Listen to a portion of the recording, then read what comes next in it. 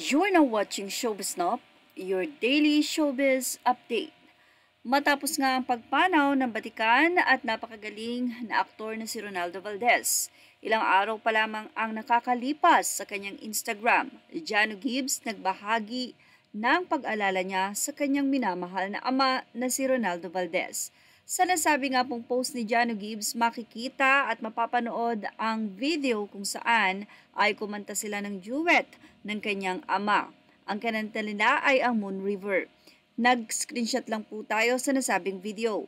At syempre kung gusto niyo pong mapanood ay pwede niyo pong dalawin ang Instagram ni Jano Gibbs. Doon ay may caption, ang singer, comedian, and actor na si Jano Gibbs na Moon River with Papa with heartbreak emoji. Super na kinaantigan nga ito ng mga netizen, especially ang mga kaibigan nila Jano Gibbs at Sir Ronaldo Valdez sa mga kaibigan niya sa showbiz. Well, alam naman natin na ng 2022 ay sobrang kinahiligang panuuri ng mga netizen ang Too Good to be True kung saan isa nga si Sir Ronaldo Valdez sa inaantabayanan ng mga manonood kasama ang Katniel. Isa sa tumatak na karakter ni Sir Ronaldo Valdez ay ang pagiging si Lolo Sir. Ilang mga netizen ang nagkomento sa nasabing post na iyon ni Jano. Siyempre ilan doon ay ang mga kaibigan nila sa showbiz industry. Nandoon si Gary Valenciano, Love You My Friend, at ang ilan ay nagbahagi ng kanilang heart emoji, prayer emoji, at siyempre ang kanilang condolences. Say pa ni Janice Villanueva, "Oh no, Jano, sending you and your family all our love and prayers."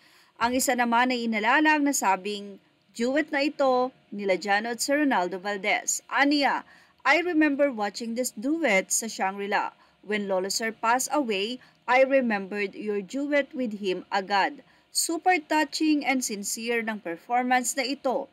My Lolo Sir, rest in peace." Actually, ilang mga netizen ang hindi alam na si Sir Ronaldo Valdez ay ang ama ni Jano Gibbs. Dito lamang ng pumanaw ay nagulat pang ilan na daddy pala siya ni Jano. Well, sabi nga nila may pinagmanahan sa ganda ng boses dahil maganda rin ang boses ni Sir Ronaldo Valdez. At hindi lang yan, pagdating sa aktingan, talaga namang sobrang hinahangaan siya. Marami ang nalulungkot dahil hindi na nila makikita ang napakagaling na pagganap ni Sir Ronaldo Valdez sa lahat ng kanyang proyekto. Well, ano po ang masasay niyo about dito? Ilagay na ang inyong opinion sa ating comment section. Images are all credit to the rightful owners and thank you for watching Showbiz Snob.